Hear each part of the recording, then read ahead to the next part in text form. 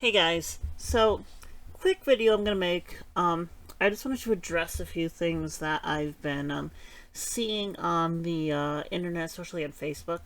So, I want to preface this by saying I am a proponent of dietary variety in your insectivorous herps and other critters. So when I talk about any given prey item, I am not saying that this prey item should be a staple of the animal's diet. I just want to put that out there and get that out of the way right away. Um, so I wanted to talk about waxworms real quickly because there's a lot of misinformation out there about waxworms. And So there are a couple of things that I wanted to go over.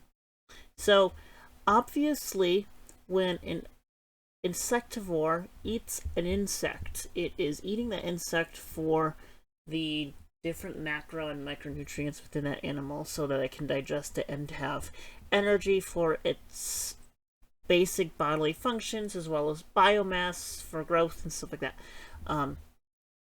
Now, a lot of people like to ding waxworms as nutritionally inadequate. Now, what I want to say is any prey item, unless it's a specialist predator, which very few specialist predators exist. Um, like aphids, ladybugs would be specialist predators because most species only eat aphids. There are some ladybug species that are like super specialized to feed on like one species of scale insect or one species of aphid, whereas other ladybug species will eat anything that qualifies as an aphid. But like frogs and lizards and things like that are generally generalist predators, which means they feed on whatever insect they can catch and eat. So, because of that, I would say no particular species should be used as the staple. Even roaches and crickets. You should have other things in the diet of the animal besides roaches and crickets. Now, waxworms get a bad rep because they're fatty, but there's something that I wanted to say about that.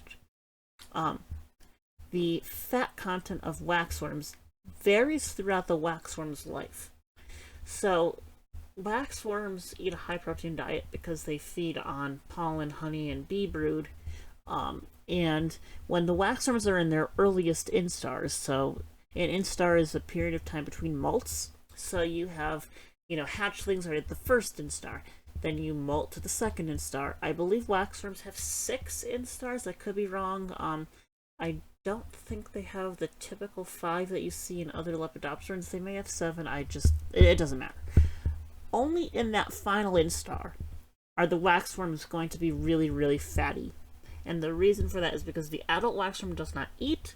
So in the last instar, the fully grown caterpillar puts on extra weight so that it has enough energy to get through its adult life without having to eat. When the waxworm is a lot younger, when it's in its earlier life stages, it isn't doing that yet. Okay? And so the protein to fat ratio of, say, a second or third instar waxworm larva is going to be a lot higher than the protein to fat ratio of a fully grown, ready to pupate waxworm larva. Okay? Similarly, interesting thing, when the waxworm pupates, the fat content of a fresh pupa is way higher than the fat content of a pupa that's about to emerge into an adult. Because what this animal does is it builds up a bunch of fat, and then the fat is broken down in the pupa to produce the protein structures of the adult moth. This is what a lot of moths do, like Luna moths, for example, do this, but to a larger degree because they're a larger moth. So, young waxworm larvae are a perfectly fine source of food, especially if they're not being used as the sole source of food or as a prey item that's offered all that often.